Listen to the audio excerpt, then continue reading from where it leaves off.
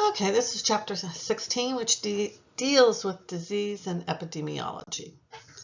So what is epidemiology? It's the study of how disease originates, where did it start from, and how it spreads through the population.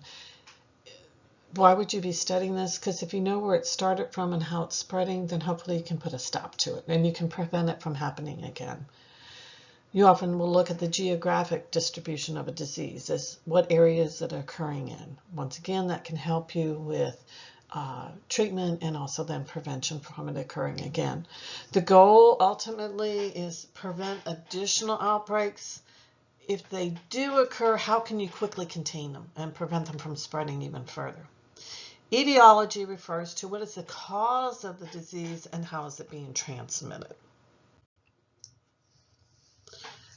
Terms that we use when looking at disease and the analysis of different diseases, you may often hear morbidity. This is the state of illness, of being sick.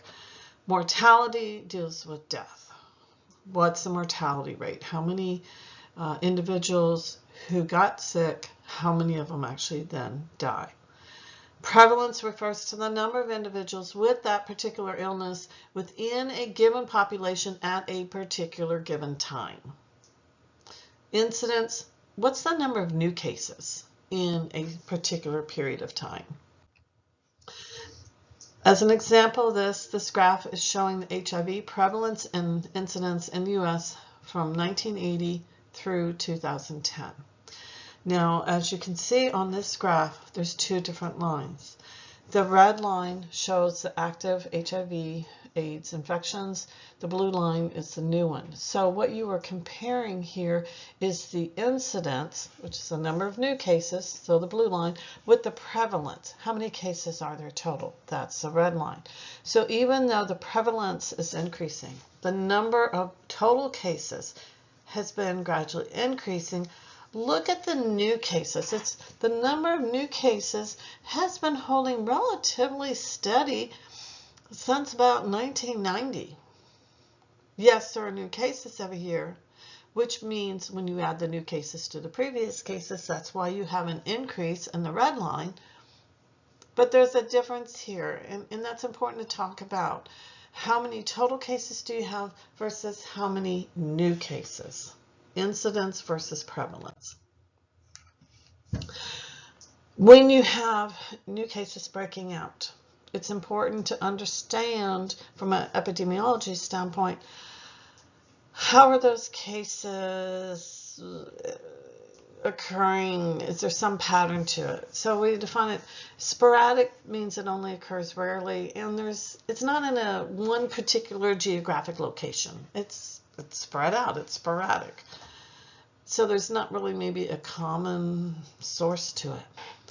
Endemic means it's occurring at a constant but a low rate within a population. You always have some individuals who have the cold. Okay, it's always going to be there at a low rate. An epidemic is when the outbreak now is occurring at a significantly higher number within a particular locality. So in a particular location, all of a sudden now you have this big increase, and you refer to that as an epidemic. Pandemic, unfortunately, 2019, 2020, we all learned what that meant, and that is where you have an outbreak with significantly higher number of cases globally. So we monitor the cases to get an idea of, to know whether you're having a spike in cases. We have to know what kind of that baseline number is to know if you have a spike in it or not. This is a graph that shows the number of cases of emergency room visits for the flu or flu-like symptoms over several different years. Now, when you look at this graph, if we look at it, let's see, we've got the blue line is 2006 to 2007. The kind of greenish line is 2007 to 2008, and the red line is 2008 to 2009. The dotted line across here is the national baseline. So you know what that baseline is. Now, with influenza-like illnesses, it starts here in October, and in the fall, you'll notice that under all those years, from October through November to the beginning or early December, you're below baseline. Okay, that means the numbers are low. It's not a problem. You start to see a peak in December. Most part comes down in early January. Well, this you might be able to relate to the fact people are inside. Also in November and in December, you're going to have holidays where a lot of people gather, usually inside. That's going to increase the transmission of flu-like illnesses, whether it's actual flu or something similar to the flu. And then a big peak is, as you can see here, in January, February into early March. We are above the national baseline here. Okay, so that's telling you there's a problem. There's something going on here. And look at 2007 to 2008. A dramatic increase there. So you have a dramatic increase in the number that year. That's telling you something right there. Do you need to be gearing up? Is there an epidemic here? I can tell you there's probably a change with the strains of the flu, which might indicate why you had increased numbers.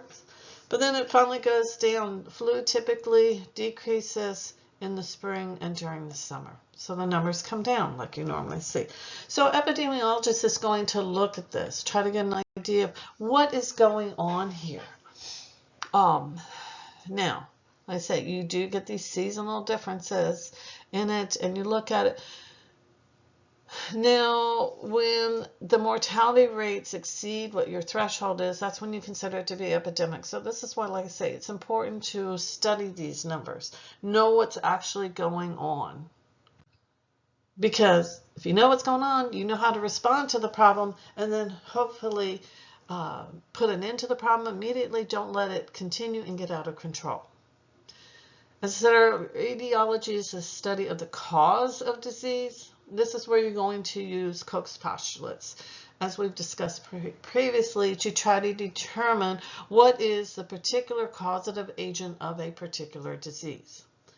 That's what Koch's postulates was designed for, to determine this. And as we've discussed previously, there are limitations, and we've discussed previously what those limitations are.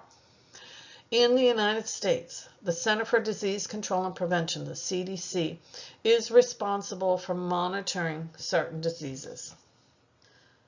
The numbers of those to help determine, is there an outbreak? Is there an epidemic? What is going on? Do we have an outbreak in just one certain area? The whole field of epidemiology technically has been around for a long time. Some of the pioneers in this, John Snow, in the 1854, there was a cholera outbreak in London. It was actually an epidemic.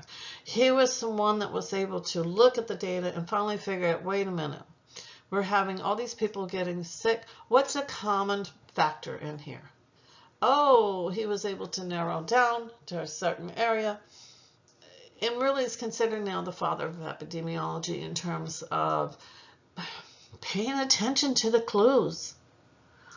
If you have an outbreak, say you have a group of people meeting, and all of a sudden you have a group of people getting sick, and you notice, oh, they all attended this conference. Okay, was it something in the building? What did you guys eat? Oh, all of you ate at a banquet last night, but today everyone is sick. What did you eat at the banquet? Oh, look at this. Let me do some research. Everyone who ate the chicken got sick. Well, then that might be a clue that look into the preparation and the cooking process of the chicken. Because if everybody ate the same food and they all got sick, then it was probably food poisoning from that chicken. So he's the one that set up a lot of the established procedures. You know, just noticing these things. Florence Nightingale, who is famous for a nurse and is kind of like the patron saint almost of nursing. She looked at a lot of the data that are coming more and helped establish the science of epidemiology also. What is the cause of the disease? How is it spreading? Therefore, what can we do to decrease the spread? Joseph Lister, he is the one that started a lot of your disinfection protocols. Something as simple as wash your hands.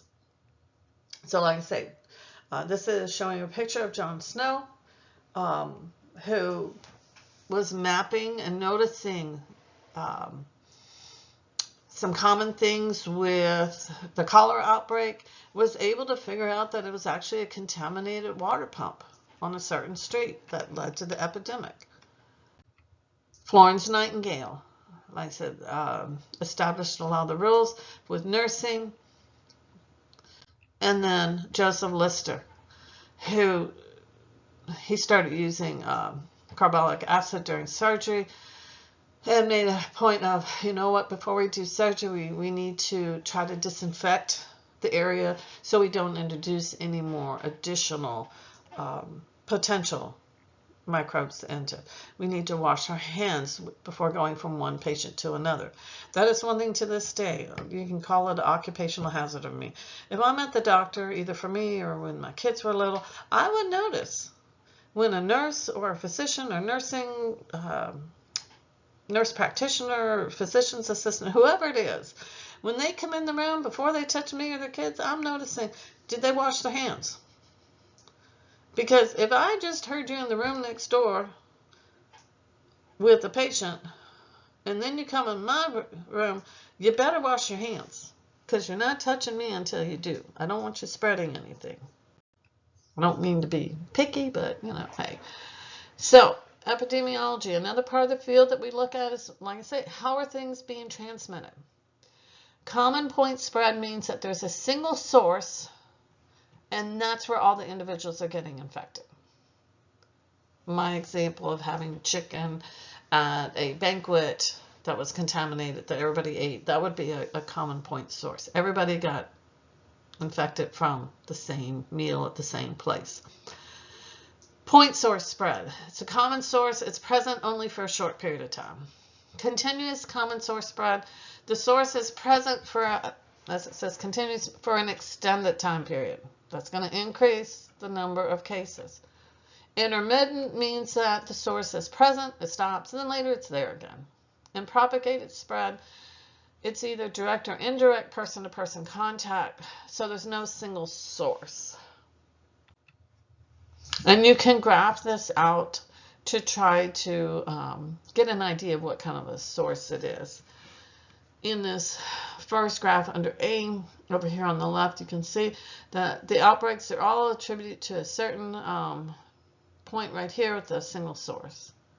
And then on B, the outbreaks are attributed to a propagated spread. There's a longer duration. It's not just for a couple weeks, boom, and it's gone. No. You start having larger numbers increasing over time. Now finally it's going down, but it's over a series of months. Descriptive epidemiologists, this is when you rely on the case, the patient history. This is often while the outbreak is occurring. Okay, the outbreak is still occurring. You're probably trying to get the history. You're trying to look at and figure out still probably what the point source is so you can stop it. Retrospective epidemiology, this is when you look at the historical data and you compare that to present data. Is anything from the past going to help you with what's happening right now? An example of that would be when I lived in New Mexico, in Santa Fe, New Mexico. There was one time when one of my kids was sick. There was an outbreak. I found out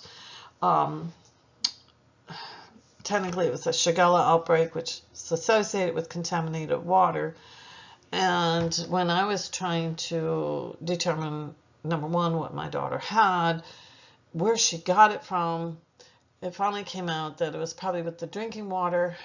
And we'll just say I had a discussion with the city about why they had not issued a boil water order to prevent even additional outbreaks, which they finally did, we'll say about an hour after I had my discussion with them.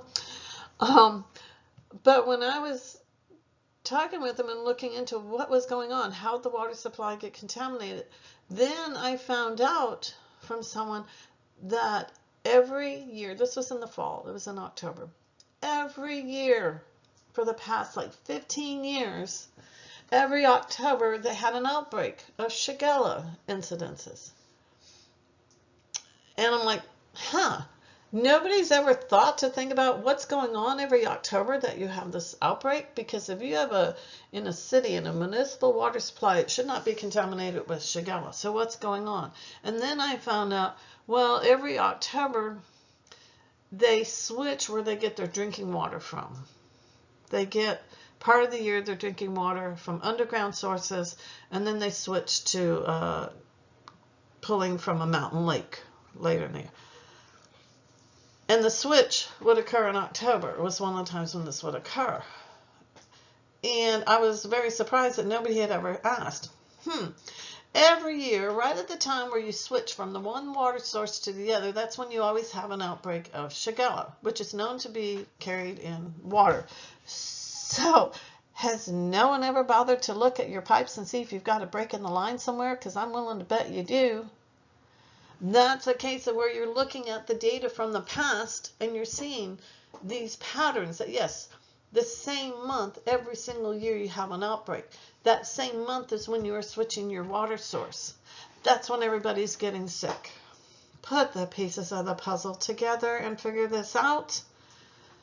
Analytical epidemiology use observational studies to compare different groups and try to figure out what's the relationship between, say, environmental factors, genetic factors, and the disease.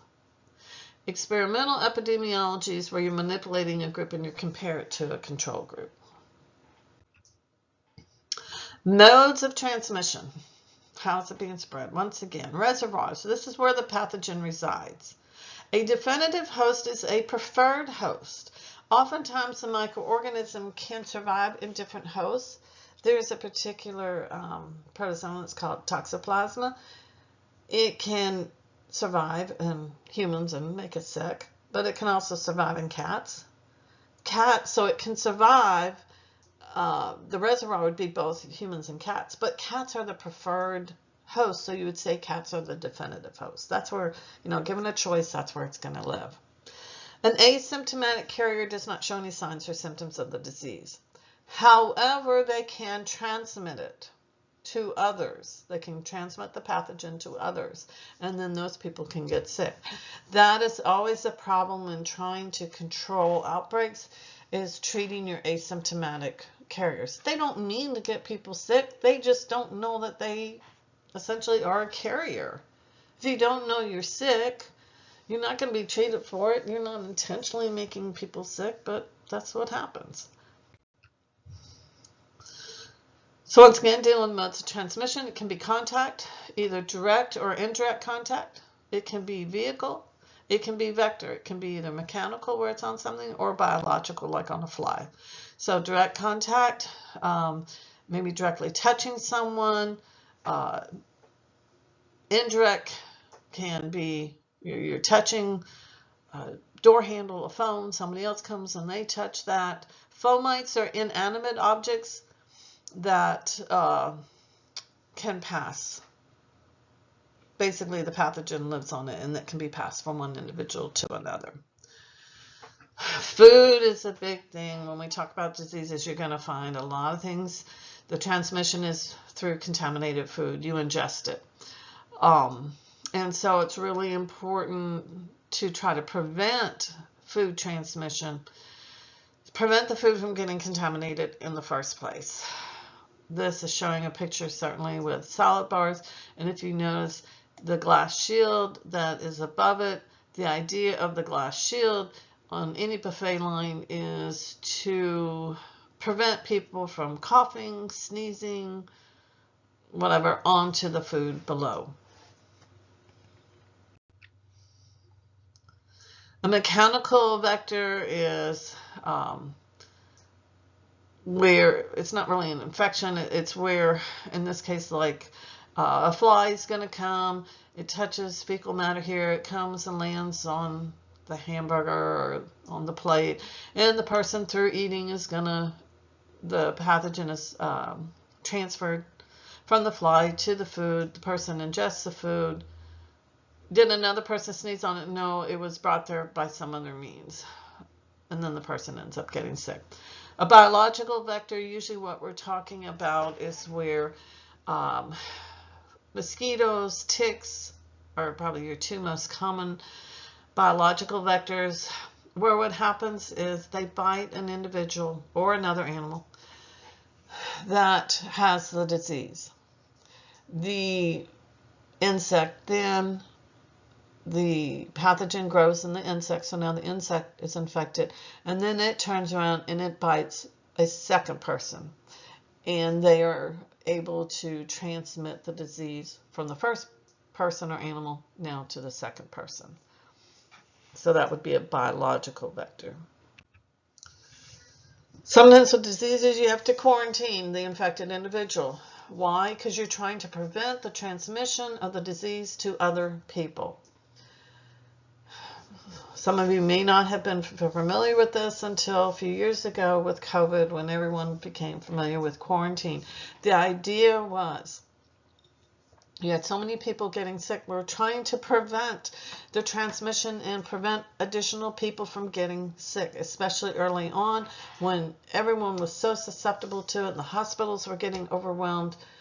You're trying what you can to prevent the transmission. So if somebody is sick, don't go and infect new people. Stay home when you're sick. As a professor, I've often, face-to-face classes telling my students, yes, you really need to be in class, but I understand if you're sick, don't come. Years ago, I had a student who came to me, and she was one of those individuals, you've all met somebody like it, where they want to stand right in your face. They don't know anything about personal space, so she kept getting right in my space, kind of back up a bit, and she would move forward. And she made a comment. She normally sat right up front in class. And so she's telling me, she says, I hope you don't mind. It was an evening class. She goes, I'm going to sit in the back of the class today. And I'm like, that's fine. This is college. You don't have assigned seats. I don't care where you sit. That's up to you. And she says, well, I just want to let you know also that if I get up and leave, please don't be offended. Which I'm like, no, that's fine, whatever.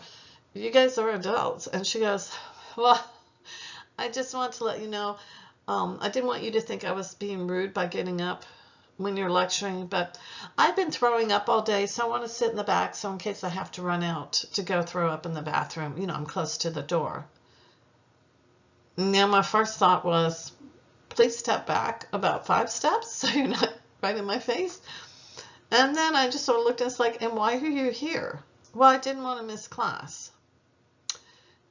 If you are sick, especially if you're throwing up, that's excused absence. I understand. You need to be at home because I don't want to get sick and the rest of your classmates don't want to get sick. Go self-quarantine, please. How long should you quarantine? Well, it depends on the disease. It depends on the pathogen. The length of time that you need it to quarantine for COVID is different than the length of time you need to quarantine for influenza, the flu. Nosocomial infections, once again, those are healthcare associated infections. Some of the measures to try to prevent transmission of the disease. Both of these pictures deal with Ebola.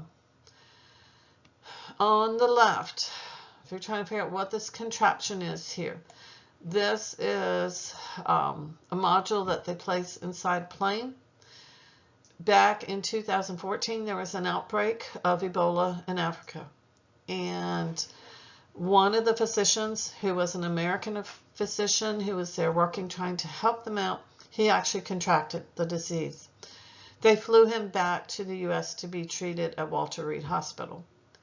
Now, Ebola is extremely contagious, and there's not a cure for it. So we're talking about an extremely dangerous situation.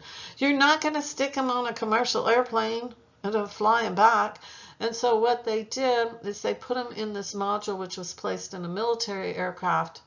And as you can see, he's isolated within this module so that you are not infecting the flight crew. The medical staff had to dress appropriately in like a BSL. Ebola is considered a BSL-4 level pathogen, so you would have respirators on. You're completely covered in protective gear to go in here and treat them, but you don't want your flight crew to be exposed and possibly contaminated. This is showing one of the isolation wards in a hospital in Nigeria where during the outbreak there were a lot of international help trying to come in. Notice that it's kind of a catch-22. You have a lot of people getting sick, so you need to put them somewhere. But notice the beds are not right next to each other. There's a little bit of space, trying to give a little bit of distance or a little bit of quarantine between them. Globally,